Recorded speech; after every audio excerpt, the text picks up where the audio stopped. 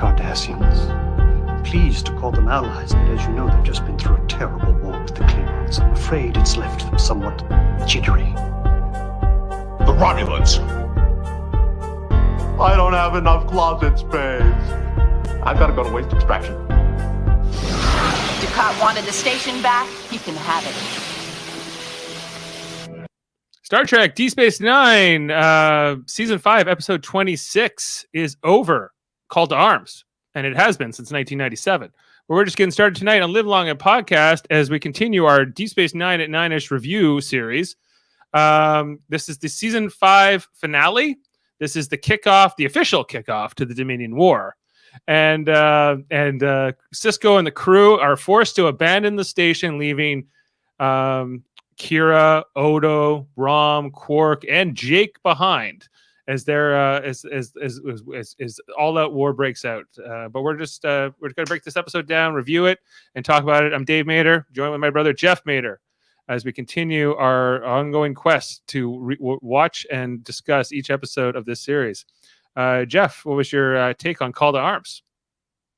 Yeah, it's fantastic. I mean, it's got a lot of, just pimp moments in the episode that you're like, this is badass. And it's maybe it might be the best episode of Deep Space Nine.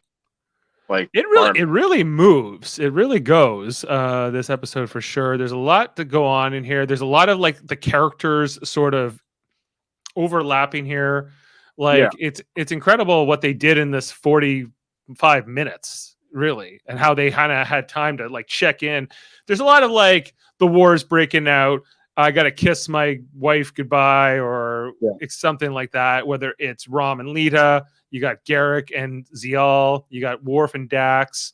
No Sisko and Cassidy Yates though. That wasn't. They didn't have time for that. No, he's a working man. He's a working man. She's a working woman. She's off doing whatever she does. And so, and Jake gets left behind here. But this is the very first shot of the episode as we get a Ryzian traditional gown here, Jeff. Amanda didn't wear this Ryzian traditional at her wedding. It was she was more going for the Tellarite traditional, perhaps. Yes, maybe. Number 42. I hate it. It's number 42. What was the number that they start with? I hope this is not a 47 reference. 38 they mentioned, but if you know how numbers work, that probably has some connection to 47. Yeah, and so they're trying to figure out. Rom's okay with it because in Ferengi culture, there would be no wedding clothes at all for the bride.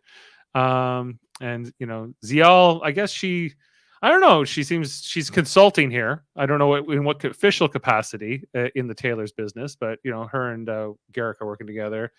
Different opinions here, going back and forth. So we feel like we're just planning out a wedding here to start out, but they can't agree on what she should wear. The wedding's supposed to be in 2 weeks, and it will end up not being in 2 weeks. Will end up being later on in this episode, as they sort of have like a quick little marriage here before they go off. But before this, the war really got kicked off here.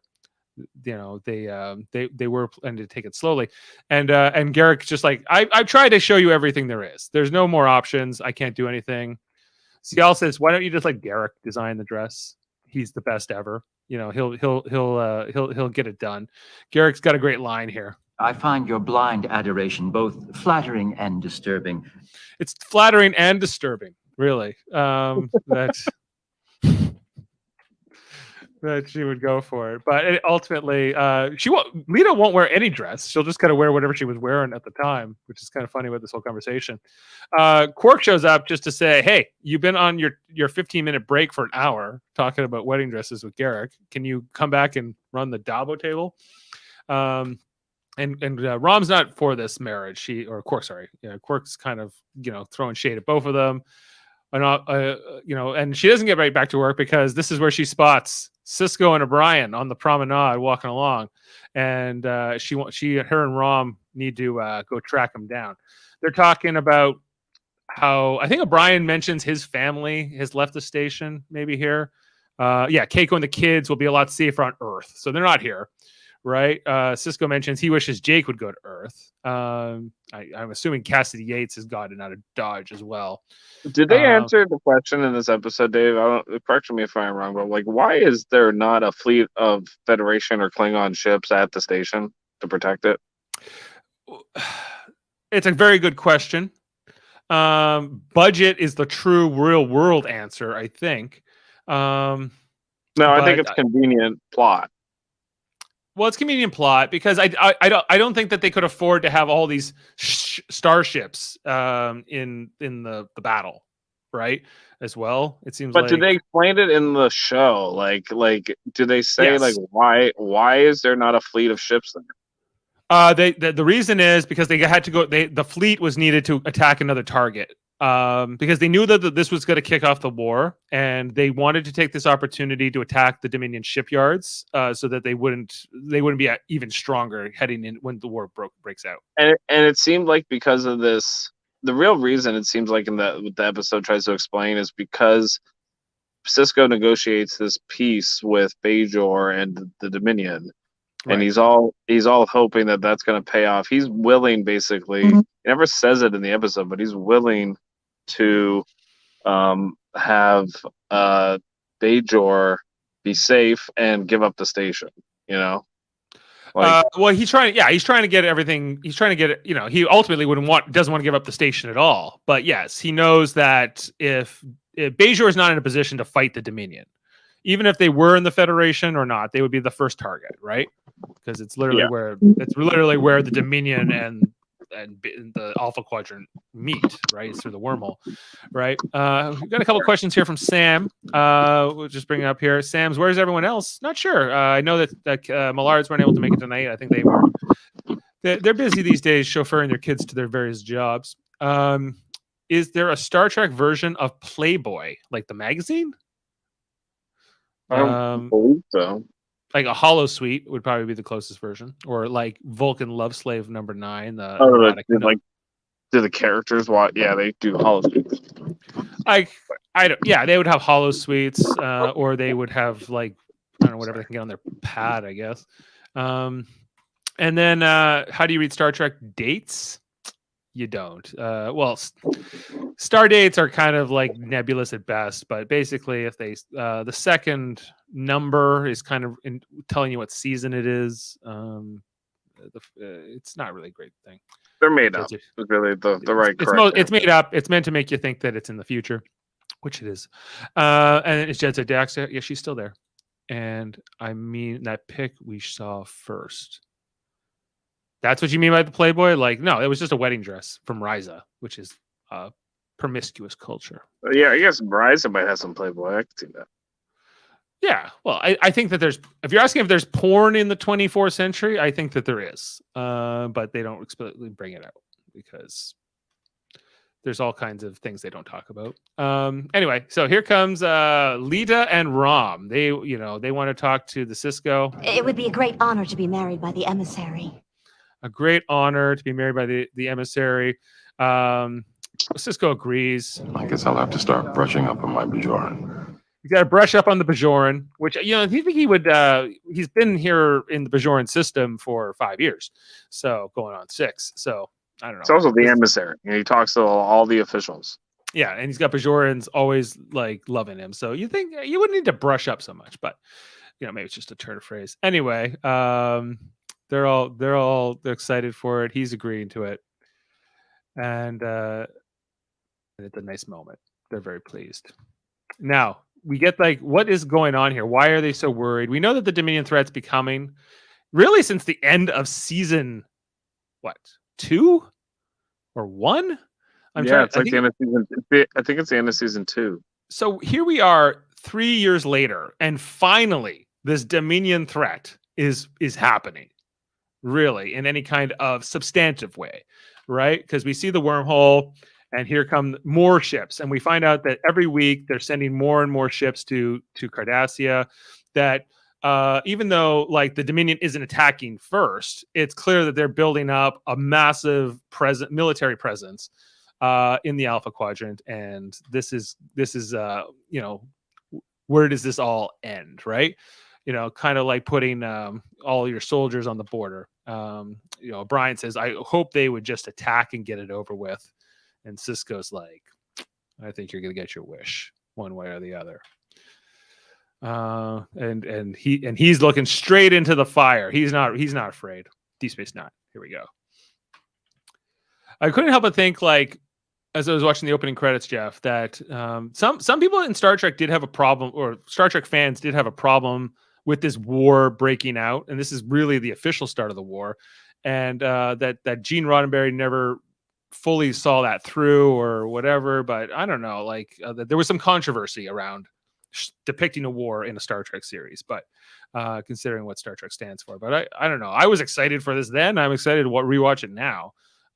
Because I think that it's righteous. I think that they're not doing war for glory or to acquire riches or something like that, or territory. They just want to prevent themselves from being conquered by this other state, Yeah, but in this episode, Dave, like, basically, like, there's no like warning. It just comes out of nowhere. Basically, like, no, we're attacking you, and that's it. Like, and it's the Dominion basically or the Federation. The Dominion, like when they come, like, it's because like Martok is talking to them, which is there's so many great moments and like in this episode, like where like that's one of my favorites when Martok's telling them like what's going on, and then it gets interrupted, and then like Dukat shows up. They're coming, and then Dukat just like, we interrupt this transmission to bring you the official Dominion channel. Yeah, we'll get to that. Yeah, but also to start off this episode, there's just a quiet scene here between Captain Sisko and Jake Sisko, if you remember him. It's Jake. Right. He's Jake back on the Sisko, show. remember me? Take a big break. Yeah. He's here. Sisko's saying, "Hey, I just read the news. You will not believe what I just read. It's great." Bajorans continue negotiations with Dominion. Go on. Station commander opposes non-aggression pact. And the byline. By Jake Sisko. You should have warned me. I was waiting for the right moment. The right moment was before you published the article. I know. I'm sorry. But aren't you glad I got a job? Aren't you glad I got a job? That's all Jake's pleased about here. So Jake's a reporter now, not just a fictional writer, and he's using this to, like, his inside knowledge here, position to exploit his father for his professional gain. And he hates it. And he should. Yeah, he's like, yeah, aren't you just glad I got a job? He's like, well, no, because you're like quoting me and like you're doing whatever. But anyway, asking me for a quote. And the scene seems like it's not necessary, but it completely sets up all of what Jake's arc will become at the end of this episode, when he decides to stay behind on the station, and how he will, and into the next season, how he'll continue to be a correspondent. Yeah, he's like a war journalist, but he's like a freelancer. Freelance work, news journalist, effectively. And so there's that. We got a scene here too, setting up with going on another love story here with Kira and Odo, but this is kind of playing off of the episode Children of Time, where he revealed, or it was revealed to her, that that he had all these unrequited feelings, that he had never admitted this to her because his alternate future guy had told her about everything in the Children of Time. And Odo's being awkward about it. She's being awkward about it. And Dax is kind of caught in the middle because they found all this yammock sauce that Quark was bringing in, assuming that the Cardassians were going to retake the station, which they do. And Quark is loaded up with his yammock sauce. He saw which way the wind was blowing. But my favorite part of this, they threw it out. Yeah, he's like, "What do I do with? What do you want me to do with all of it?" And Kira puts a decision on to Dax, and Dax decides to chuck it. But so Dax wants to know what's going on with you two, and Kira explains it, and Dax plays off like, "Oh, I had no idea," but she totally knew what was going on here. Yeah, probably. Yeah, she's like, "Oh, yeah, weird with Odo." I couldn't see it. Some of the facial expressions here on Jed's are just classics. And then we got a scene over here with Nog, who's got the coffee here for Sisko. He's bringing him his rack to Gino's. You know, 60 degrees Celsius, just the way you like it. 60 degrees Celsius. He's like, is it true what they're saying out there, Captain? Oh, yeah? What do they say? And Nog explains that, well, I heard something that the Romulans signed a non-aggression treaty with the Dominion, right? And he's like, that's interesting. But just remember. Just don't forget the 190th rule of acquisition. Hear all, trust nothing. Good advice, sir. And he's like, actually, though, can you get me Starfleet intelligence, Jedzia? And this is where I loved it then. I love it now. The Romulans. I always knew they were without honor. Now they have proven it.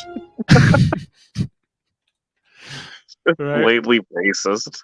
Yeah, no, it's great. You know, like I was even disappointed in Nemesis, where he like learned to have respect for the Romulans after they helped them in the final battle. But yeah, he's just like, the Romulans, they're always screwing shit up. They were without honor. I always knew it. Anyway, so what do we do now? You know, and Cisco's like, well, it's not good. We can't let them keep coming through, right? You know, O'Brien wants to know, how are we even going to stop this? More Jemadar ships come through the wormhole every week. It must stop. It's going to stop. How do we keep them out? We're going to mine the entrance to the wormhole. We're going to mine the entrance to the wormhole. This was a cool idea too. I thought, like, you know, that this is what actually is the act of war that kicks everything off, because they can't destroy the wormhole, and they can't collapse it. So they have to create these mines. Now Cisco does nothing to invent the mines himself. He just like, we're just gonna mine it, and he leaves it to Dax and Cisco and Rom, I guess, or sorry, not Dax and O'Brien and Rom to kind of figure out. The other thing too is that they mentioned that Odo says we might start. May very well start a war. Maybe so. But one thing is certain, we're losing the peace, which means a war could be our only hope. Speaking of which, cousin Davan with us, D-Space 99ish. It's a family affair. It's a family affair here on the station. We're just at the fellas. Oh yes. What is a yamak? A yamak. Is it? I like to think it's some sort of yak. It's yak sauce. Yeah. I always thought it was like some kind of plant that they turned into a sauce. I always thought it was like a bug or a fish. I don't know. See, it could be anything. Nobody knows what a yamak is. Nobody knows, and everyone makes up their own thing. It sounds great. Yeah, it all sounds disgusting. Yeah. Yamak sauce. Well, you know, you got to be industrious if you're a Quark. But do you agree, Davan, with this idea that the Federation had to stop the Dominion from building up a military presence here? Because effectively, they start the war, right? The Dominion doesn't start the war, technically. But I mean, yes, because it's only a matter of time. I mean, they're obviously an invasion force from another quadrant. So you guys, I don't think have gotten that far yet, but the conversation between Cisco and Weyoun.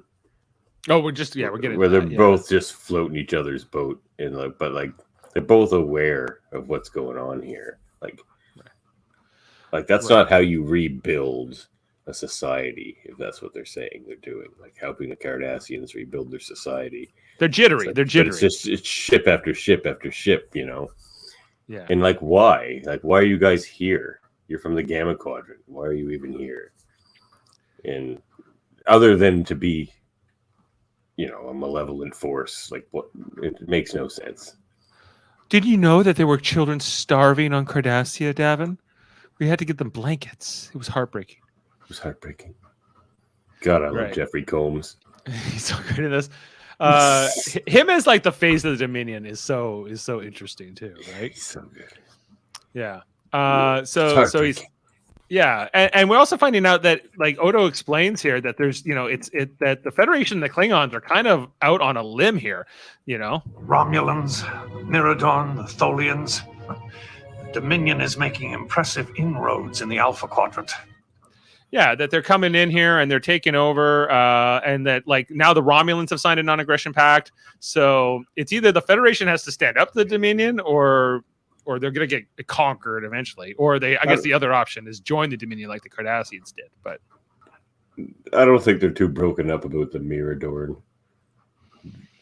Are they the ones with like the twins? Yeah, the Mirador twins. Yeah. No, I don't think they're too worried about the Mirador. If it's just those two guys or the surviving twin, I guess it wouldn't matter. No, they're all like that, aren't they? No, it's just twin Miradors that are like that. Yeah. Never mind. Yeah, not all Miradorans are twins, but the Tholians too. Well, they figure like Tholians are scary. They're legit scary. Well, Tholians are like they're big spiders. But they're not going to help them either. Like they're just going to stay out of it. Tholians don't do anything. Right. Really. But we saw that the Romulans were back when there was in Purgatory Shadow, they were willing to get into that fight then. When Cardassia had first joined the Dominion, they sent a fleet of ships, but clearly the Romulans have had a change of heart about the whole thing.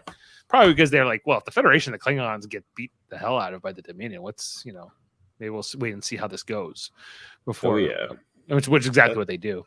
That's what they would do. It's so Romulan. Yeah. So we get this scene here where, they decide they're going to mine the entrance to the wormhole. Dax and O'Brien and Rom are the crack team to figure this out. They're going to put together. They have a bunch of different ideas about how to do it. Let's make them small. They talk through the logic of it. It's a good, interesting, like problem solving scene, and also military tactics. I think just on how they're going to pull this together. Can I say this about Star Trek that's interesting? Is in scenes like this, it would be great to have this is where you could bring in like new characters, right? But they never do, like on like these all the Star Trek shows, because they always stick to the main cast. It's always the main cast figuring out all the problems for the entire station or the entire ship, and it's kind of hilarious, Well, Jeff, if you watch Star Trek Enterprise with us, you'd understand that Deep Space Nine has this rich tapestry of characters, including Rom and Garrick and people who aren't not technically the main cast, right? Like these are Nog, another guest star, Weyoun, another guest star, Dukat, another guest star, but not right. Like they're kind of part of the story. But you look when we watch Enterprise, I'm like, I don't know what the hell's going on with Hoshi or with Mayweather. Or any and I barely know anybody on that ship. But as far as your point is like that, you never see other officers solving problems, really. Never, and unless it's like Barkley or something, and like a freak, or like Rom. Yeah. Sometimes Rom will solve a problem. Yeah, but there should be like young ensigns that are like really smart, helping them out.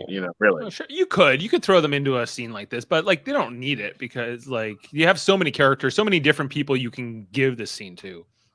I think in contrast, like you could bring in like an admiral from Starfleet Command or something to who's got the tactics. But anyway, so Rom is actually the one who kind of comes up with it, right? He figures out the thing about it. Where is it here? I have a couple things. Cloak, small, dozens. Self-replication. That's the only answer. Self-replication?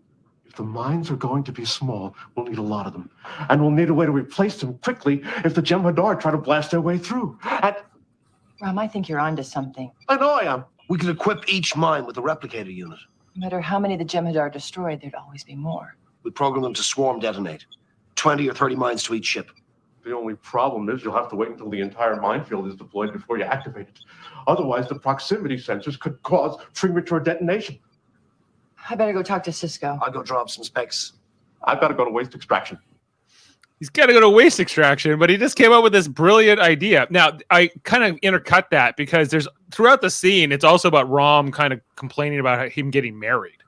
I don't have enough closets. But what if Lita turns out to be just like Nog's mother? What if I can't make her happy? What if this is the biggest mistake of my life? What if Rom? Uh-oh. I forgot to request new quarters. Mine are too small. Where are Lita and I going to live? I've measured them 3 times. There's nowhere to put her prayer mandala. Where's Lita going to put all her clothes? I don't have enough closet space. Yeah, it's great. Fun fact, though, when they're describing the mines, they're actually just describing aphids. Fun gardening fact there for everybody. Aphids? Yeah. They're born pregnant. They're self-replicating bugs, basically.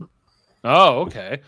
Yeah, well, Jeff knows about aphids. So if a replicator can replicate another replicator, then, doesn't the energy have to come from somewhere? But they only self-replicate upon destruction, right? Right. So it's like the energy that was contained within that unit just goes to a new unit. I guess like the science of it seems a little bit curious, but it seems like a good idea. Anyway, so they come up with this plan that will end up being a major turning point here because it allows them to go. We get the scene here with Cisco and Kira and Worf as they're kind of talking about the situation, and they're like, "Okay, how many ships is Starfleet sending us?" Because Jeff was asking at the top, "Where's the fleet?" You know, like Starfleet's big. Why? Like, there's not only are there no ships here, like, well, there's not a fleet here. There's no ships other than Defiant and the Ratar, and that's Martok. it. And Martok, yeah. And Kira, but we can get some Bajor militia. Yeah, she's like, I can see if they can spare a few ships. Spare them for what? Like, what are the Bajor militia doing? Why are they here anyway? Exactly. What are they doing? What else is this? Seems important enough. Why aren't they always at Deep Space Nine? Yeah, like we see them only like evacuating civilians later on in this episode. Basically, I guess they're protecting the planet, and they make it look close, but Deep Space Nine is actually not that close to Bajor. Well, it's like saying, it's like Pluto and Earth, like they're in the same solar system, but they're far apart, right? And I just like how Kira's like, "What's more important than defending this station?" Then Worf's like, "That's not for us to decide. That's for like big fancy admirals and whatever, to figure out." He's like, "Get off his back," The fancy admirals just leave it up to Cisco. Yeah, pretty much. Whatever he recommends. Whatever you want. I'm on vacation. Anyway, so they're I like your style, Ben. Yeah. Whatever you go here. We get another scene here with it's a lot of love stories in this episode, Davan. Or romantic relationships with Odo and Kira, Garrick, Ziel, Worf and Dax. And Rom and Lita, and so this is finally like this conversation that they needed to have. Kira shows up to talk to Odo about something like specific. He wants to cut off communications across the station. No incoming or outgoing communications. Blackout. She goes, "That seems a bit extreme." He goes, "Well, we could have changelings here and stuff like that," which seems like a good move considering that they are putting up a minefield, basically. And she's like, "You thought a call to arms was talking about a war? No, that was talking about relationship state." A call to arms? Yeah, I see. Call to rings. Anyway, so they go back and forth here, and she's about to leave. Where he's like, "Hey, I was thinking about asking you out for dinner." She's like, "Yeah, I've been thinking you were going to do that." Right? And she's like, "I just wanted to tell you that I've decided not to ask you out." And she's like, "Oh, that's awesome." And I took a lot of screenshots. This is a great episode. Like, not spoiling my rating, but this is a freaking great episode, right? You guys love this episode? Oh, yeah. It's great. It's maybe one of the best ever, as Jeff said at the beginning. Oh, I missed that. Yeah, man. Yeah. And she's super relieved that he's not going to, try to pursue anything. So for now, all we need to concern ourselves with is deploying the minefield, maintaining station security, and preparing ourselves for a possible invasion. Well, I don't know about you, but I feel more comfortable already. He's ready for the invasion. You know what's great with the scene is they're both really good facial actors. Yeah, they are. Even him through all of that, like, takes away a lot of his facial muscles, right? Like that makeup, especially his forehead. Yeah, no, it's good. I'm glad that they're, they had a time for a lot of different beats here with their characters in this episode. A lot of different characters. And back to Enterprise, where they can barely seem to fit Archer, DePaul, and Tucker in one episode sometimes with Phlox. It's like it's impressive what they're doing here. So we just did watch a great Enterprise episode. It was. I don't mean to just rag on Enterprise, but in comparison, because we do these rewatches every week of these two series, and I'm comparing them in that sense. Like, I'm like, man, like everything that Deep Space is doing. But we had to get to this point. This is season 5. Well, you notice my rating was an Enterprise 10 for Stigma. I guess you don't rate them on the same scale. That's right. I don't know. Because everything would be bad compared to Deep Space Nine. Deep Space Nine is so rich, and the acting is so good. It's just it's not fair. They deserve like 10s and 11s and everything else. Yeah. B and C team for the main characters when the main characters sleep. Sure, Jim. Okay. We see here that they're putting the mines out. They're like these green little pod things. getting deployed here by the Defiant. Quite a bit of them too. Like aphids, all of them green like aphids too. See, I'm onto this. Yeah, like they're putting out like doing here. The minefield has to be massive, of course, because it has to cover the entire entrance of the wormhole. So, which is as we know is very big. So, yeah, like this is kind of insane. Like they clearly wanted to like dance over that as quickly as possible, and this shot makes it look vast.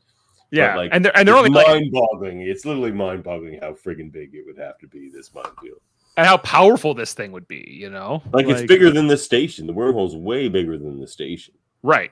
Yeah, we see when the wormhole opens and how it like dwarfs the station, right, in the opening credits, right? Yeah. So yeah, it's and these mines are very, very small. So it's but you see how closely and how far apart. Yeah, like how far apart could they really be? If, like, well, they're only a meter in size, so just they look like I'd say they're like 10 meters apart. You know, they're like you could probably go like 100 meters and a ship would still get stuck, maybe. But yeah. But they're putting them out here, and they're all self-replicating, which is impressive. So as soon as this starts, like the Dominion's like, "Oh yeah, send our warship," right? And they agree to receive them. Interestingly enough, they should have just been like, "Sorry, not open for business today." But anyway, God, this is when the episode really takes off, though, right? Yeah. Oh yeah. And here's Weyoun, Jeff. He's here. You know, you have like, his clip where he's like, "Oh, I do not allow." Yeah. Oh, I do. You know, Captain Sisko, I'll make this brief.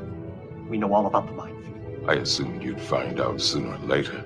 As I see it, you have two choices: whether you remove the mines, or we will take this station from you and remove them ourselves.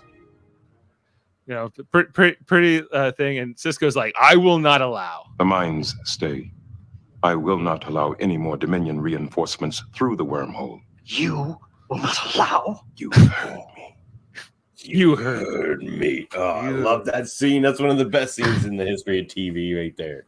Oh my God. Yeah, and just the way they write the scene, they give it to Jeffrey Combs, and then he's like, "But listen, you got jittery Cardassians, man. You know, the children. Don't you think of the children? Sister? Think of the children, everybody. You know." But I love Sisko just like, I didn't realize. I didn't know things had gone so bad. He's just like, "I'll play your game with you, Weyoun, where we pretend like we're these other people. Whatever works, right?"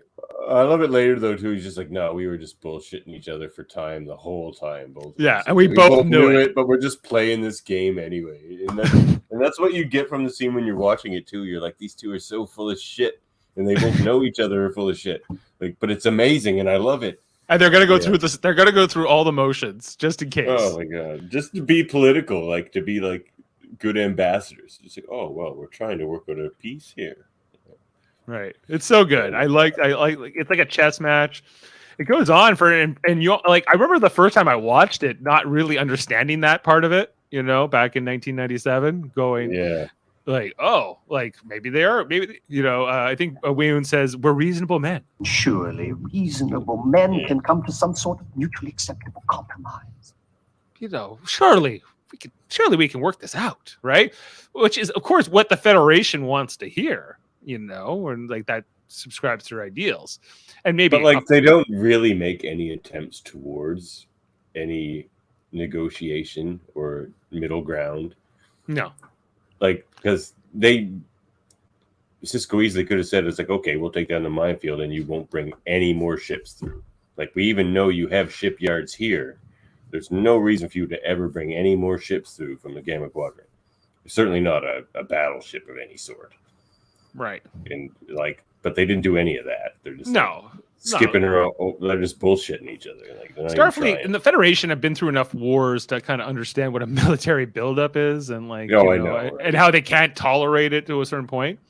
Like, if the Klingons just build up this massive fleet, and Starfleet didn't allow, like, you know, like I'm talking. Well, the Klingons do build up massive fleets. Well, they do. It doesn't really do anything about that, but yeah, they lose ships a lot. You know, they're paper thin. Those friggin' birds of prey, and they're fighting everybody all the time. They're constantly in conquest mode. But like whoever, like, you know, whether it be Russia in more of maybe a real world analogy here, if you think about like when Russia was building up all those forces on the Ukrainian border, and they're like, we would never attack Ukraine, and then they did, right? So it's like, or when Germany did, not officially.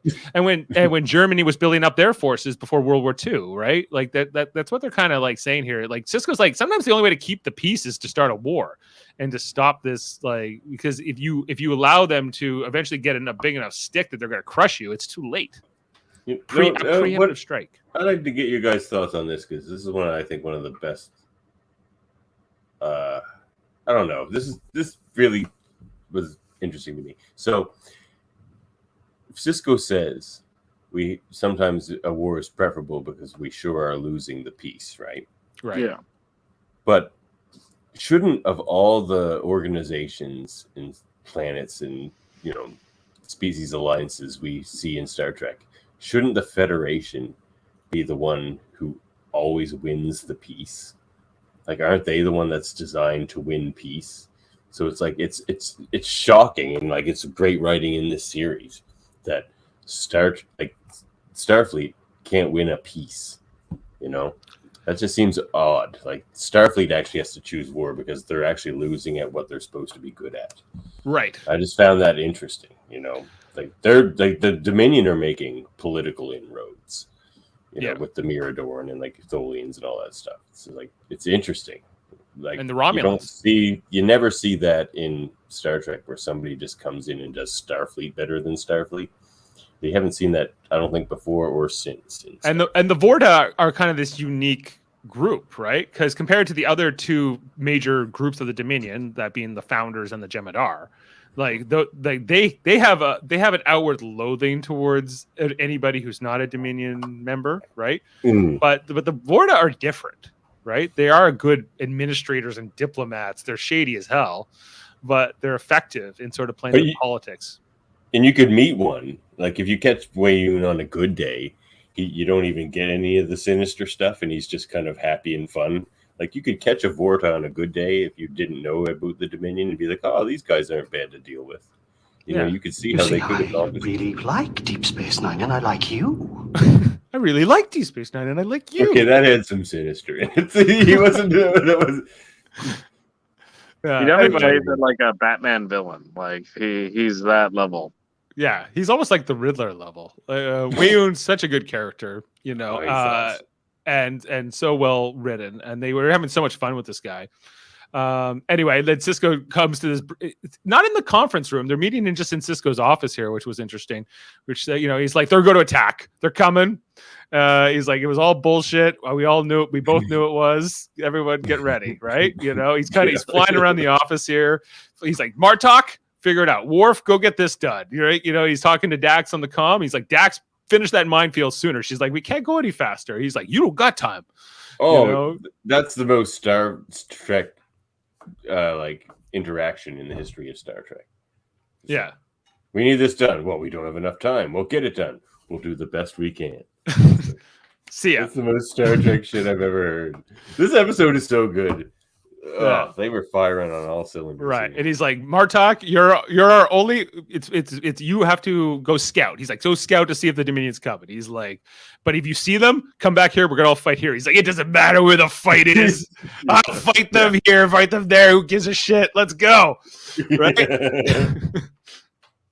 And then Bashir's like, hey, could they send us like a fleet of ships to help us defend the station? Maybe 50? Yeah. He goes, nope. They're not coming. Bashir's such a shit, man. He's just such a shit. He's just like, oh, well, I guess I'll prepare the infirmary then. Like, why doesn't he tell them, look, the plan is we're gonna fight to the last torpedo, and then we're gonna evacuate. Like, why doesn't he? Like, because he knows we're gonna lose. Because I guess that this mission to attack the shipyards is so secret, he can't tell anybody about it. Or yeah, because there could be a changeling. Could be a changeling. Bashir could be a changeling again, for all we know. That's very, very smart, actually. Right, but they didn't keep the minefield a secret enough, at least. Well, that's a pretty big thing to keep secret, because you just look out the window and see them putting it up. Right. He's telling Worf here to do something anyway. And so he's like, Major. And she's like, we'll get some Bajor militia ships, whatever. And he was like, well, actually, they suck, actually. That's what he should have said. Yeah. He's like, he should have said, don't bother. That is what he said, isn't it? Well, kind of. He's like, never mind that. He's like, actually, call up the Vedic Assembly and the First Ministers, and she's like, I need to talk to them. And she's like, as the emissary or as the captain of D9? He's like, both. She goes, oh, okay. Well, that will get their attention. What do you want to do? He's like, I want you to sign that treaty and then go neutral. And she's just like, this seems to surprise her. I'm not sure why. I don't think she's great at tactics. I don't think we've really seen that she's particularly great at tactics. She's just great at combat and like terrorist tactics and stuff. Well, she's more of a fighter. She's a warrior. She's got the war spirit and everything, right? So she doesn't want to surrender to now, especially that the Cardassians are in with the Dominion, especially. But I think that she wants to be with the crew. She sees herself as part of the crew, as with Odo, and they're not separate from Starfleet, but he's like, in this case, to save Bajor, we've been building Bajor up for 5 years. I'm not going to see it all get torn down in one move. So Bajor has to go neutral in this war for everybody's sake, I love this, man. This is all such smart writing and awesome stuff here. Yeah. Even though Bajor wants to fight, and if the emissary said we're fighting the Dominion to the last man, then they would do it. But he's like, it's not what we're gonna do. He's like, the Federation this will be the Federation's fight, not Bajor's fight directly. Yeah, Bajor, and he's willing to lose the station right off the bat. Like he knows that's probably going to, and so it's very interesting that he doesn't really tell his senior staff.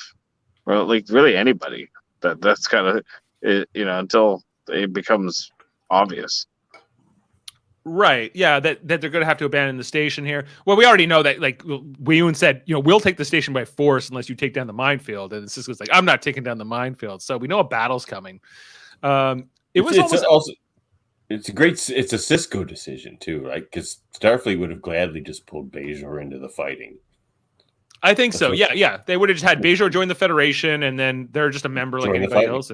Yeah. So you have obligations in that fight, right? But by keeping them out, they can kind of straddle this line here, right? So it's interesting move here. Okay, cut to just moving along the episode. These Bajor militia ships are evacuating everybody. Man, I hate these Bajoran ships. Hey, Kitty. It's Miles. He's named after Chief O'Brien. Oh, that he's the most important man in the Starfleet. Well, Captain Starfleet. There it is. They're abandoning the station. All the Bajorans are leaving, especially, and Zial is among them. Zial's being sent, but we know she'll come back once Dukat invites her here, and they kind of patch up their relationship. But for like a minute before she dies. But anyway, Zial is like, I will never be accepted on Bajor, and he's like, well, you're half Bajoran, so you'll at least be half accepted. So get on the ship. He's like, half accepted is pretty good. People just hate me. Yeah, I can't go. So Garrick wouldn't be welcome on Bajor, right? Or Cardassia, or like anywhere, which he makes clear later in this episode. Yeah, he's just like, well, I'll just come along with the Starfleet crew, and I'd like to come along if you don't mind. You never know when you might need a good tailor. You never know. The only place he can literally go is the Defiant. Yeah, which is crazy. That's crazy. Like, Sisko's like, welcome aboard. Glad to have you. Yeah, they'll probably be able to use you in a mission later. I'll find a job for you, Garrick. Don't worry, and it will be hem and pants. Worf. Yeah. Do you guys like the Zial Garrick relationship? No, she's supposed to be so young compared to him. Like he's probably like 50. They got an older actor. Like, what, 16? I know they keep aging up the actresses, but she's like 20 at the most. It's just kind of, but I get it in another way too, because they're the only Cardassians. But like they have nothing in common. Like their conversations are awkward and weird because, of course, they have nothing in common. Well, she has nothing in common with her father either, but she seems to try really hard there too. I don't know. I do like the relationship because it's good for Garrick's character more than anything. But I also think when she dies that Garrick should have got revenge for it, but never did. Anyway, so they have a big smooch here, guys, which I don't know. And even after here, Derek's like expression is just like, uh-oh. He probably Bad shouldn't one have done can't be killed. That's what he's thinking. Yeah. Anyway, he's like, cool. See you later. See you later. We got the wedding here with Rom and Lita. Will you marry me? Marry me. Okay. I don't have many clips from this scene, but it's just it's Rom, Rom and Nog, and it's a small crowd here. Just for play this wedding. clips from Jeff's wedding instead. Yeah. Moogie, even Nog calls Lita. Moogie! It's a step. That's exactly how Nog said it. Chip off the old block. Chip off the old block. There's even a hug here. A new family is created. And so Cisco's like, okay, well, with that, I'm out. I got stuff to do. See you later. Anyway, Quark is just like, the bride was severely overdressed. There was no auction. There was no like traditional Ferengi business going on here. No good. What the hell? Some funny lines thrown in here. They're like, but ultimately Quark does, he comes over and gives a hug here and kind of embraces and wishes them all. He gives it a month, I think, is his prediction, before he takes off here. We never get the Dabo girl who was like, I guess, the maid of honor. We never get her name. Should have been Impella. Why wasn't Impella? It might have been Impella. They don't ever say who that is. And I assume that Nog was the best man here for this. Anyway, so Rom's like, okay, now that we're married, you need to leave. All the Bajorans have to go. She's like, well, you're coming with me. He goes, he kind of gives her like the Humphrey Bogart speech, from like, is that the right thing? The Maltese Falcon, right? Where he's like, you got to get on that ship. So I got a duty here, and I got to do a job, and and maybe we'll see each other, and maybe we won't. Anyway, we're already having our first fight. We've only been married for a minute. Huh. Anyway, yeah, it's looking at you, kid. Yeah, here's looking at you, kid. Anyway, she sends him away, and she's heartbroken as Nog escorts her to a Bajor militia transport, presumably. He's got a duty to do. He's a brave Ferengi, this Rom. Right? Cisco, then we come to Cisco's office. Cisco asks, what's going on with Cisco program 197? We don't know what 197 is yet, but we're going to find out. He comes out to the station and he sees Martok's here. He's like, oh yeah, it's some trouble coming along. But the transmission is being interfered with. And we got Dukat and Weyoun on the Dominion battle flagship. What is Dukat says something like, I'll give you a chance to surrender, effectively here. And let's just try Dukat's just saying, I don't suppose you would like to surrender and avoid unnecessary bloodshed. Yeah. Cisco says, absolutely not. I was and then Dukat's pleased. I was happy to say that. Let's go to battle stations. The Dominion fleet's gonna be here in 20 minutes. Come back. Are all the Bajorans gone? Yep. They just left. And let's hope that Dominion honors that non-aggression pact. And so they called the Defiant, put her through. She says, I know what you're going to say, but we need another hour. You don't got it, old man. You got to get going. You're going to be a sitting duck. She calls up O'Brien. He's like, yeah, I know. Work faster. Yep. He knows the drill. Yep. Harder it is. Yep. Jake's been relegated to handing out med kits. This is often what he does in battle times. He works with Bashir. Yep. Julian puts him to work. He's like, you can help. Yeah, you know how to work. That time we were on that planet. The Klingons died. Yeah, exactly. We see we got the Starfleet guys with the phaser rifles on the promenade. We got the conversation here with Odo and Garrick, which is really funny, where he's like, he's like, I'm surprised you haven't found some way to make yourself useful somewhere. Or Odo says, like, I'm sure if the Dominion comes in, you'll You'll find a way. He's like, well, I'm not Mr. Popular with Dukat, if you didn't know. Anyway, he's like, oh, I wish I had shot Dukat in the back when he was here. You know, he's like, you shoot a man in the back. Well, it's the safest way. Yeah, it's one of the classic lines. But then I thought, oh no, I can't fight all these Klingons by myself, so I let them live. And now you regret it? Oh, my dear Constable, we're all going to regret it. It comes soon enough, you know. Got Rom here helping with the repairs. Quark calls him an idiot, saying that this isn't your fight, man. You shouldn't be in this. And Rom's like, no, man, this is my calling. This is what I'm going to do. I need to do this. I'm doing this for. And he also makes a point to Quark. He's like, why aren't you leaving? Why are you staying? Right? And he's like, I got to protect the bar, which is such bullshit. Like, he doesn't have to stay and protect the bar.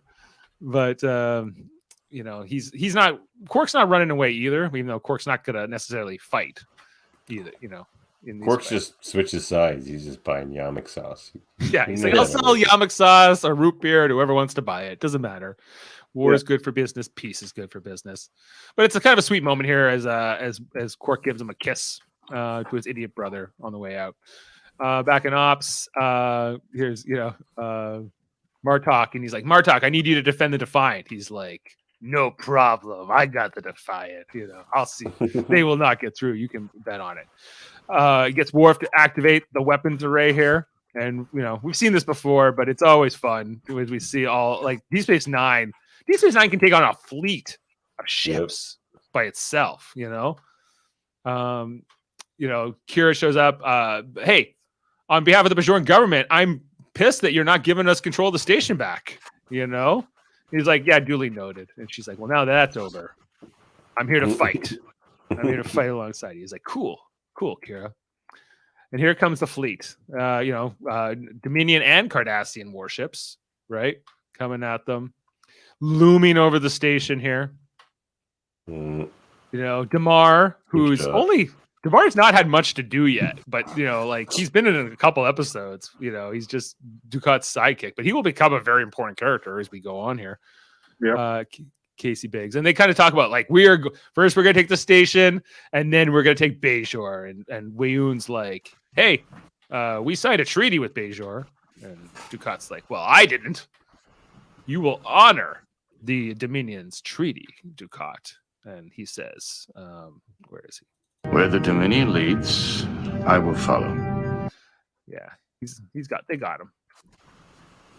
Anyway, so they're coming in, and he's like, well, fire. Boom, and the war is officially on with this shot, I'd say, fired right here. As the station is going on and getting blown up. They're firing back. Boom, boom, boom. You know, it doesn't quite do the justice in stills, but it's quite impressive. All the animations here. The ships flying around, going around. Torpedoes flying everywhere. Would have been a good scene for them to remaster, like that other one they did in the documentary. Oh, yeah. I would love to see, like, some of these battles remastered. And we see here that the station's shields are holding as a ship explodes right on its on the shields out here. Comes out, you know, we're holding. Keep firing. Make every shot count, he tells Worf. They're going after the Defiant. Boom, boom, boom. Let's blow up these, you know, just with a couple torpedoes, they completely take out these Dominion ships.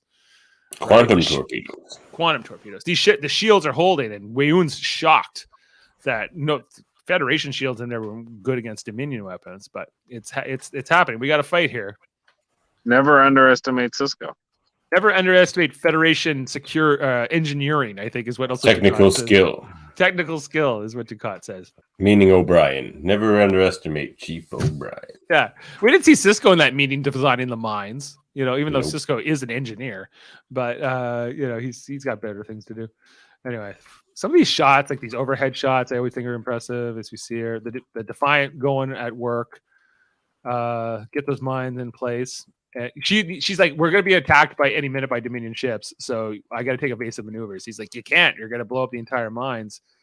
And she's like, if I don't, we're going to be blown up anyway. So it's getting a little tense here, but just in the nick of time, guys. It's the Rataran, and Martok is here to save the day. Yeah. Boom, boom, boom. Still like 3-on-1. I don't get it, but he's like, I will take care of the Jem'Hadar. Oh, where's a Klingon when you need him? Ha ha ha. See you there. So great stuff, right? Yep. The fighting continues. A long battle. And Kevin was saying to me last night, he doesn't like these battles. I always find them entertaining. Oh, I love them. Yeah. Whether it be in Game of Thrones, like a real life battle or not. This was just the special effects of this at the time. Like they had kind of already done this when they did the Way of the Warrior and they did the big battle against the Klingons. But this is kind of just a riff on the same thing, but it's really cool, like just to see like how devastating this battle is. Because in that battle they won, but this battle the station loses, right? Like where the Cisco crew technically has to retreat, right? They call up. We got the minefields are ready to deploy, and it's kind of cool. We got this sequence here where we see them cloaking as the Defiant passes. Yeah, it's awesome. Mar's like, Ducat, I have eyes, Damar. Yeah, it's so condescending. Yeah, I can see it. You know, and Weyoun's like all like, oh, this is no good. The founder won't be happy. He's like, don't worry about it. We got this figured out. It's a temporary setback. Anyway, the fighting continues, and this is where he gives the order. We've done all we can here. We have to evacuate. And like when he gives this order, when I watched this for the first time, I couldn't believe it. I couldn't believe that the good guys were going to get beat here, right? You know, in looking back on it, considering that they retake the station within like, I don't know, 5 episodes of season 6, it's pretty early, you know, but it's, you know, it was like, wow, really? You know, we're getting out of here, abandoning the station, and Kira and Odo and the rest are getting left behind, which is also the kind of this crazy process about it all. Worf's looking around. We see that the station, and Dax finds Worf, and you know, we find out Worf is going on the Return. He's not going on the Defiant, which I still find puzzling all these years later. That choice to split them up. He's the liaison between the Klingon and Starfleet. Yeah, but he should be on the Defiant as like the executive officer, especially without Kira there, right? But you know, it's strange here. Anyway, but Dax chooses, or Dax tells him like, I will. My answer is yes. Yes to what? I will marry you, and I'll be dead by the end of next season. But you know, it's gonna happen, right? And it's you know, it gives a kiss. She gives this to motivate him to stay alive. Yeah, it was very smart of her to do, actually, because Klingons readily give up their lives too easily, really. Right. And she knows this, so she's like, no. Especially if you're going with Martok, you gotta make you'll be dishonorable not to make the wedding. You've already stabbed your brother in the chest. You know, change his identity. When you hang around Klingons, you either get killed or kill people. Right. He plans to kill people if at all possible. Anyway, so Worf's off, and then Cisco, because I until I rewatched this today or last night, I was like, why does the Dominion just let Cisco give this speech? You know, like why does the battle seem to take a pause here? But we also find out the Dominion had to like regroup their ships, and I missed that in the original few times I've seen this. That there's a bit of a lull here in the battle. Anyway, they're all aboard the Defiant, bunch of extras, and Nog and Jadzia. You know, I do like this speech here he gives. You know, he talks about I will not rest. This war isn't over. But this war isn't over yet. I will not rest until I stand with you again. Here. In this place where I belong. I will into this place where I belong. And Avery Brooks really gives some feeling to that particular line quite a bit. Mm-hmm. Yeah. You know? He's the best. He's the best, yeah. Gives it, and he's out, man. He's beamed out, and they don't have their Cisco anymore. Their emissary's gone. Well, Jay, we don't know that part yet. You know, but the fact that he left the station without his son is still just hilarious. But check once. No, what's funny, Dave, is the fact that he gives this like big, bold, like speech that's very great and everything, but it's all about him and his home, and you know, it's also you brought Jake there. You were so it's your family's home. Like he never talks about his family. Well, he says you are my family. He cares more about the Bajorians, right? You know, right. He was willing to die. Remember when he was willing to die for this, like these visions he was having? And Cassie says, "What about your son? Do you not care?" He's like, "Well, he's like the prophets will take care of Jake. It's all good." You know, what comes down. Anyway, as we mentioned, Garrick's along, and I really like Garrick becoming like a member of the Defiance crew. Garrick gets to be here, but Worf's not. Ironically enough. And so, you know, and Sisko's all for it. They head up to the bridge, and the Defiant and the Retarn are just trying to not to get blown up on the run out of here. They're kind of run out of town, if you will, as they both cloak on their way out. I love this badass here. Kira and Odo coming to ops. She's like, send the message that we're surrendering the station, right? And he's like, sent, and she's like, cool. Activate 197, Sisko program 197. You know, we just see like this is why he couldn't help with the minefield. He was busy designing a sabotage program that just takes out every system in ops. It seems like, at least the station really like kind of. So I really love this walk that Odo and Kira do together along like the table here and the shot of it. You know, and Kira's got a great line here. You know. Ducat wanted the station back. You can have it. Oh, yours. Quark's like, get rid of the root beer. Get the Yamak sauce. Let's get the Kanar going and flowing. And Rom shows up to work. I don't know. Rom could have stayed in the Bajoran militia, like because the Bajoran. Well, actually, no, because we find out that Kira and Odo are really the only Bajoran officers on the station, right? We find that out in season 6. Like there are no Bajoran deputies there.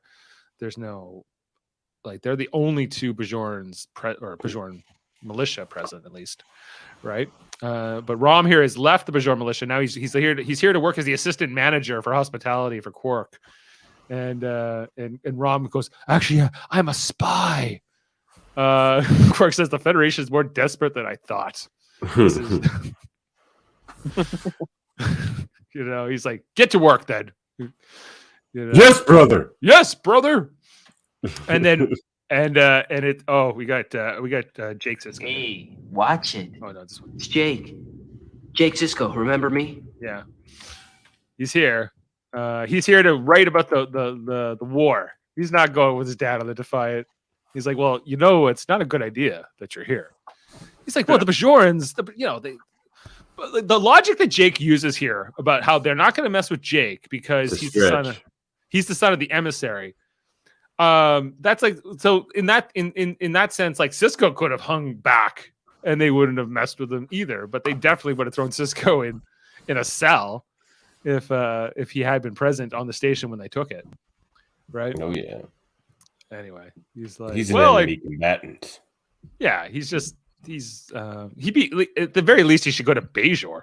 The but only thing he should have been able to do, it would have made sense had they just said this, that he's a journalist and it's a war and he's protected by that, you know, by press freedom. Yeah, but then Weyoun will never let him send his transmissions because they're propaganda. Right, but that happens later. Jake says that to Weyoun. What about freedom of the press? And Weyoun's just like, please don't tell me you're that naive. Yeah. Yeah, and Sisko is pissed. Like, what was he thinking? He's slamming pads. O'Brien's like, do we go back for him? He goes, for one man, I can't. And whether you like it or not, he is a man. Like, barely. He's made his own bed. Sisko's pissed. Yeah. Super pissed. I mean, what do we do now? Not a great line. We make the Jem'Hadar regret that they ever messed with us before, or they ever set foot in the Alpha. Take the words right out of my mouth. Cadet, you inspire me with confidence, Cadet. You know, must have been while you were kissing me. Right. with your 60 degrees Celsius, just the way you like it. Ducat's back on the station. He's got it back, and he's so pleased. He's like, I'm just going to enjoy. Oh, and Weyoun says, yeah, we might have won, but we lost our shipyards. Everything got destroyed there. The minefield yeah, a victory, but a costly one. He's like, whatever. I'm going to enjoy this moment. And then, Kira and Odo and Quark show up. Left behind, our heroes who have to stay behind here and work and under the thumb of the enemy.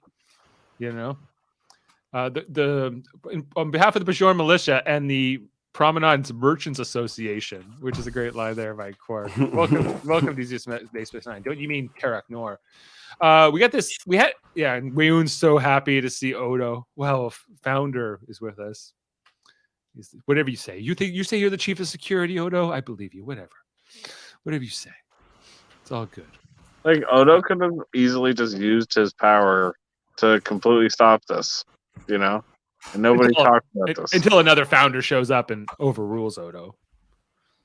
I know, but he could, like, I don't know, maybe they wouldn't, but if he was like, hey, I don't approve this, you must go now as a Founder. Yeah, I don't know, he might be able to do some Jedi mind tricks. He should try, but he never does. For a minute, yeah. But like, I think the Founders are like, if Odo gives you an order, Weyoun, you don't have to follow it directly, but treat him with reverence. Like, he's also uncomfortable with that reverence, so he doesn't like to use it. Right? No, I know. Stupid like that. Yeah, that's the reason they give him the show. But like, and I get it. Yeah.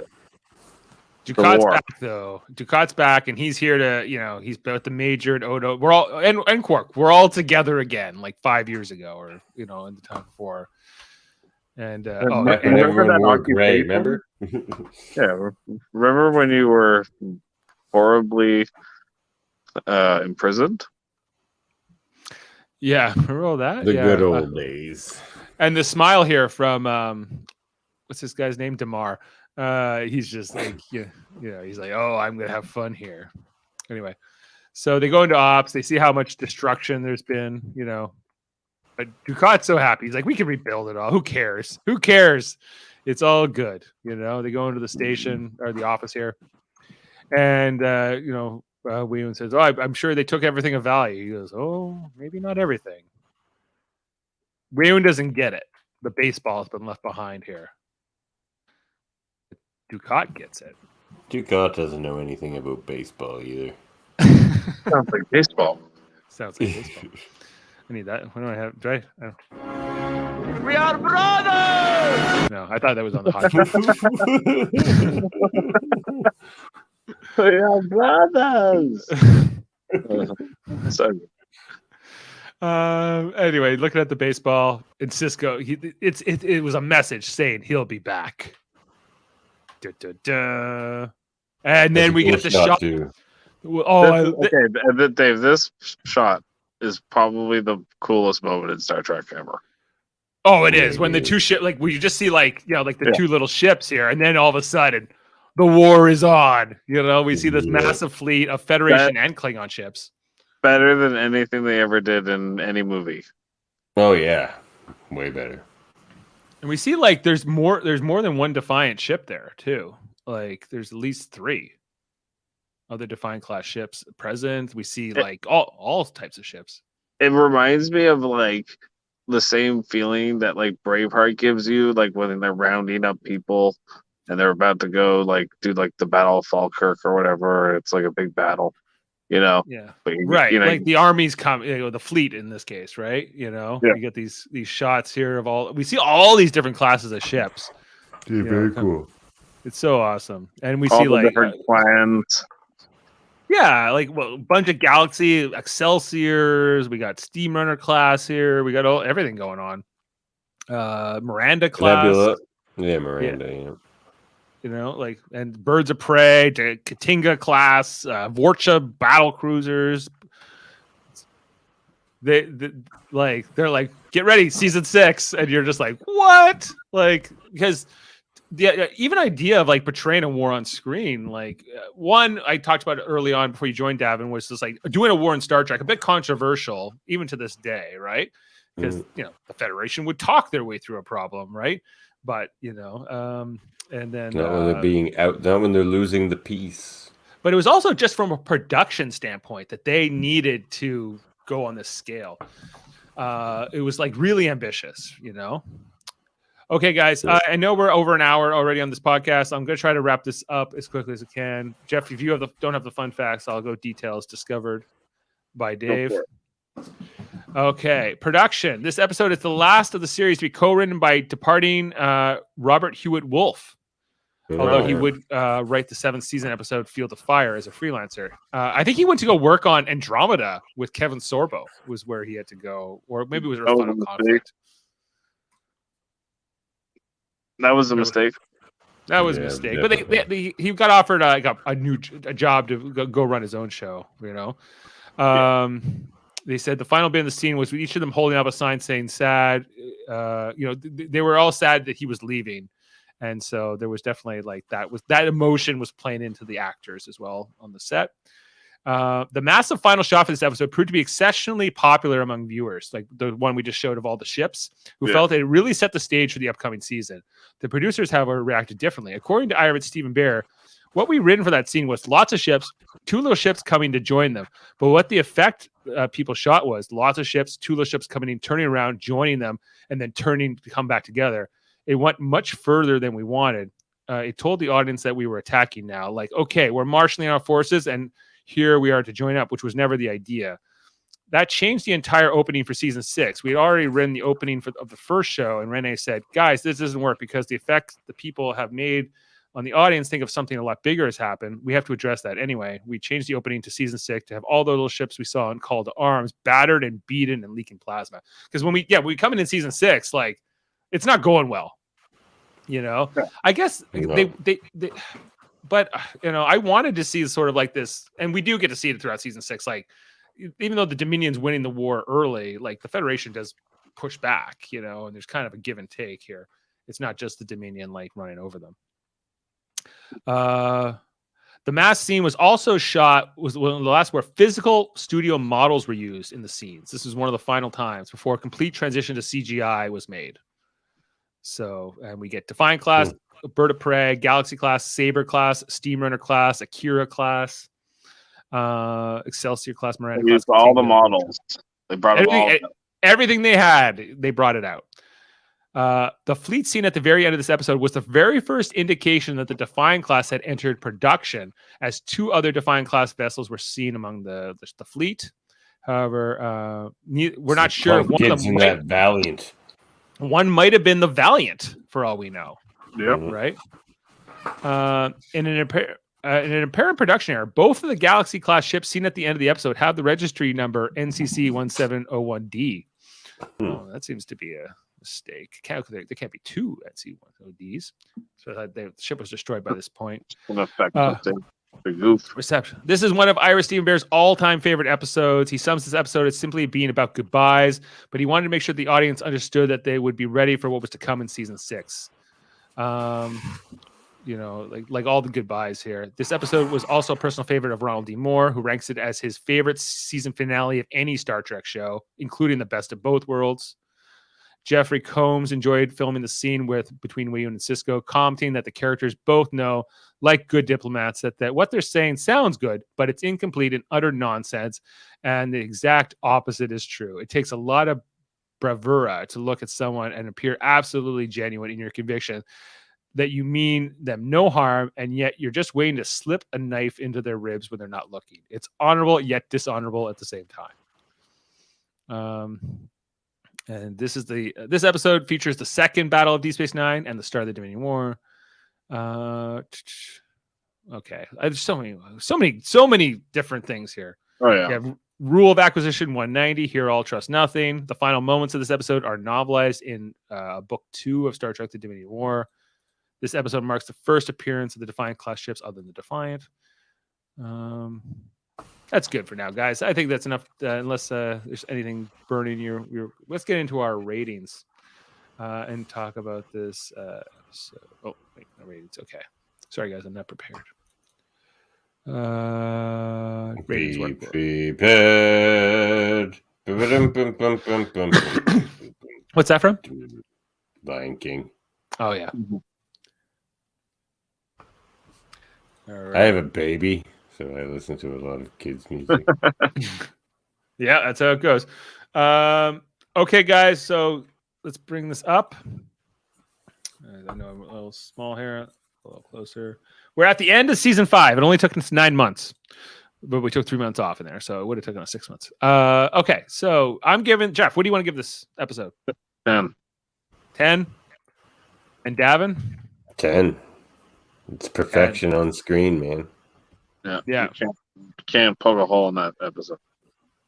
All right, so we are officially at the end of season 5, and with that, a DS9 10. A DS9 10, which is like an 11 on Enterprise, at least. So, guys, the average for the season, we'll get a couple more scores coming from Kevin and Jaemeel and Ashley, but 8.6 for the season, our highest to date. We gave season 4 8.2. This is an 8.6. Remember those? We knew it was going to pay off, Jeff, when we did those early seasons 1 and 2, and they were 6.4s. They weren't that great. There was hidden gems, but hidden gems in there. There are some good episodes, but largely there's a lot of setup that you had to get to this point. But then you get this great payoff, right? Anyway, and now we're heading into season 6. The first time we're covering a season 6 of any show. A Time to Stand will be the premiere of season 6, which we'll cover next Tuesday. That's all right. One too. Oh, it's just all hits from here. Ooh, boy. Yeah, like the until season 7. Yeah, until season 7. Yeah, but season 6 is amazing, and then season 7 I think we'll get to, of course, when we get to it. But we only got about a year left, guys. We got to do seasons left, in total. We might, So just keep all that in mind. A Call to Arms, a perfect 10. Definitely as of right now, it's definitely in our top episodes ever. So it's I'm glad we broke it through. I'm glad we paid it justice here on the podcast tonight. Season 6 is going to have some 10s too across the board. Yeah, well, season 6 is definitely going to have some great episodes as well. It'd be interesting to see how we all break those out. So thank you. Pale Moon Lights in that season. Oh, we still haven't done the Pale Moon Light yet. That hasn't happened yet, and there's a ton of things. You are cordially invited, which is the wedding episode. I think will be a lot of fun. But then not my favorite. I always skip it. Jeff doesn't like anything with it, but then Dax is going to die, and Jeff will be happy about that. Yeah, I'm happy with that. Great. I will be sad. I will be crying when she dies. I will cry. Anyway, thanks for being with us. Thanks for listening to our thoughts here on Deep Space Nine, Season 5, Episode 26, Call to Arms. We'll be back to kick off Season 7 next week. Season 6, I'm sorry. Check out our Enterprise Rewatch podcast. We've been going through every episode of Enterprise. We did a really good one last night. It was called Stigma. It was all about T'Pol and her mind meld disease and things like that, Mind melds. Yeah. So you got to check out that over on Enterprise at 8 with Jody Simpson and Adam Woodward and Kevin Millard every Monday night, and myself, and sometimes Davin's there too. Also, this Thursday, we're talking about Star Trek Lower Decks, Season 3, Episode 3, titled, what is it titled? Mining the Mind's Mines. It's a bit of Was there been episodes of that?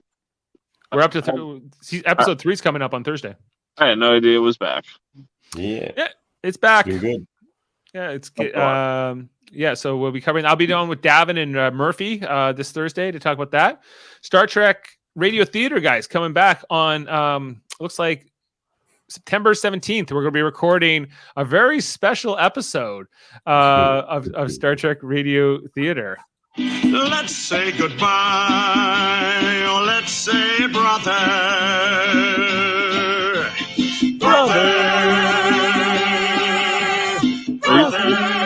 Are you doing the singing episode from original series? Oh yeah, we are. Weird hippies? Yeah, space hippies. Space hippies? We're doing it, and David is the lead space hippie, and he has to learn all of these space hippies songs. We're gonna do it. Yeah. Yep. I'm excited to hear it. It's going to be a good one. So check that out. We're recording that on 17th. We'll get a poster together. I'm just trying to figure out who the final cast is going to be for that. And then you should also check out our other channel. It's called Trivial Debates. where we have a monthly show. We argue movies, TV, sports. This one's going to be more music themed, although we'll still have our traditional rounds. There's a host, there's 3 guests, and they all compete against each other. We got Davan hosting this next one with Chris Seymour, Eamon Mader, and Tom Mott Tyrell competing. Maybe. Did you figure that out? No, well, he was I very was as confused as you. Yeah. Okay, me because he wants to give us a Texan or something. So I don't know what it seemed like he was still back in. I don't know. Has he sent you answers? No one has. All right. Well, we'll figure it out. We think there'll be a show on September 18th about this. So check that out. Super Mader Brothers Podcasting, covering scripted and unscripted shows all around the place, including Big Brother, Survivor, and Big Brother Canada, and different shows. Davan, you also have your X-rated podcast with Andre. You were on tonight talking about the episode Obsession. Oh, it was a great episode. Another 10. Another 10. Yeah, that's the one with show. Apocalypse and everything, right? The 4 Horsemen.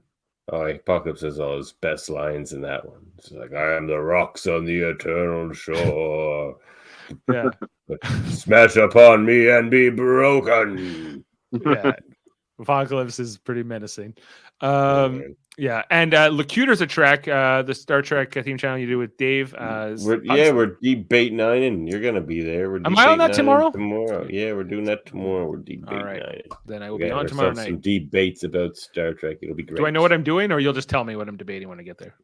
No, you have to remember. You ruined it the first time. We had you on debate 9. You didn't bring any debates. I thought you give me the debates. No. Well, you better send me the rules. Everyone gets this show by you. You have to come with 3 debates. We all do. 3? Yeah. You know what you should do? Whoever wins should be the master debate niner. I agree. Wait. Jeff understood the game. Jeff showed up and won. Okay, send me the rules again. So I was the master. He was a debate master. Maybe you should have Jeff on the show. I was a debate master. You could say I was a master debater. I'm more of a trivia guy than a debater per se, but even though I have trivia. Well, we'll see how you do. Yeah. Jeff's a former champion. We'll have Jeff back on debate 9. Former champ, yeah. No one's undefeated. Really, it's got the strap. Yeah. It's beer o'clock. I drink in the honor to the house of Live Long and Podcast, says Chris Murphy. Well, there you go. Cheers to you, Murphy. We'll talk to you Thursday. And Eamon Mader's got a podcast called Let's Talk About Fighting Games. Sam Jerka with Paranoia and Super Smash Bros. Seth, as well as the Hellbound podcast, Michael Chant and Alex Blackburn on Wednesdays, a horror theme podcast. If you're into such things, check that out. With also Jessica Chant sometimes too. Okay, guys. Let's we can close out here on Star Trek DS9 at 9ish. Season 5 is over. We can put it in the books here, and we will see you next time. All right, Live Long and Podcast, everybody. One thing I'll say for the Dominion: they're punctual. I've enjoyed your company as always, but